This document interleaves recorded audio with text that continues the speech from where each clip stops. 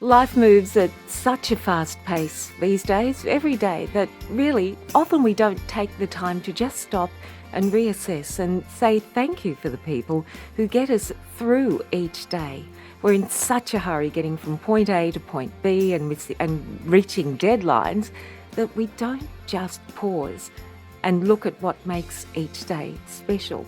And in my case, it's the support over the last 15 years or so of one person who's always been there by my side, helping me get through, never asking too much, always saying, how can I help? And that is my partner, Peter Ackfield. I've been asked to describe Jane. It's quite easy, actually. I suppose it should be complex, but it's quite simple. One word: wonderful. But I'll expand on that, obviously. I think Jane's actually the nicest person I've ever met. We're both the products of a radio family. Peter's dad, Bill Ackfield, was one of Melbourne radio's biggest stars in the 1960s. Ackey and Jackie was the most listened to show on Melbourne radio. It was on 3UZ, and Bill Ackfield and Jackie Clancy were required listening. My dad, Lenny Holmes, also was an entertainer. He was a musician. He worked in radio. He hosted a breakfast program in 1954 with my godfather, Shim Berendsen. I can remember officially meeting Peter for the first time when I arrived for a voiceover at FMTV, which was the production house where I worked on Talk to the Animals, the television program. Peter and I had both been cast as voices for a financial corporate video, cast by a very dear friend of both of ours, but we'd never met before this. He was the male voice, I was the female voice.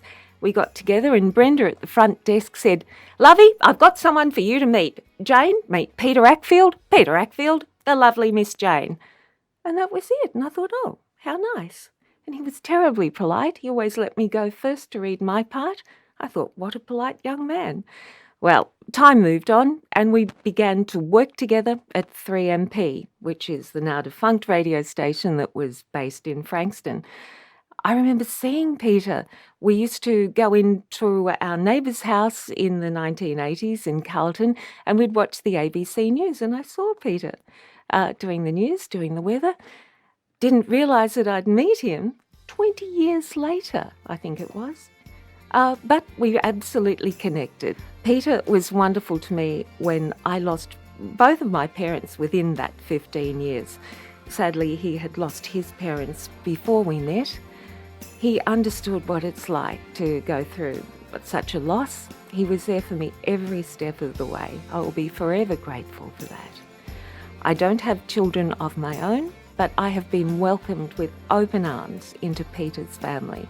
And I'm forever grateful for the time that I've spent with his children, his grandchildren. They now regard me as a grandmother, and I'm so blessed and so grateful. I must say it's lovely to hear what Jane has to say about me, but she does build me up somewhat.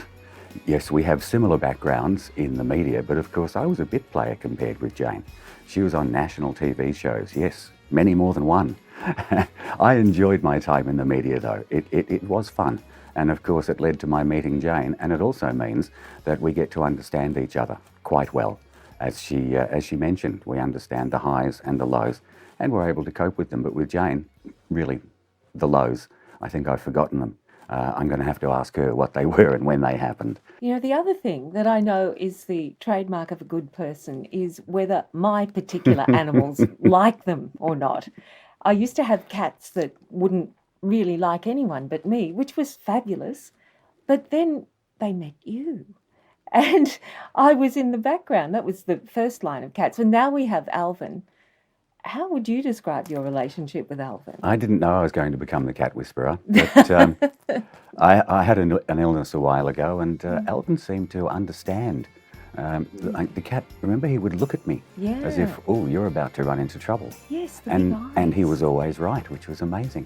But yeah, we have this wonderful bond, but of course he loves you too. Well, he does. But, you know, if I didn't come home for 4.5 weeks, he'd go, oh, it's a shame, I'll miss her. But Pete's here. No, we would all miss you, my love. We would all miss you. Oh, sweetheart. But I'm so grateful that we got together 20 years ago. No, it was 15. Oh, when we went out for dinner. We went out for lunch. Oh, I remember it well. Oh, no.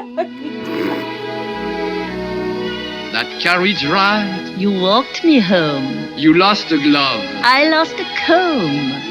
Yes, I remember it well. We have this family of magpies that's adopted us, and they just see one of us and they come swooping down, not with evil as their intent, because they know that we'll bring them out whatever's in the fridge. And you're like the bird whisperer as well as the cat whisperer. It's odd because I was pecked when I was about 9. And it's taken me until now to to forgive magpies. Because I still remember the noise of being pecked, and it was less than pleasant. But that's the thing they say, if you want to make friends with a magpie, feed it. It will never treat you badly because it's in its best interest. Yes, of course. You do that well. Don't peck the head that feeds you. It's a well-known old saying. She's obviously the love of my life. We've been together, as she says, for quite a while now, and it seems like a very short time indeed.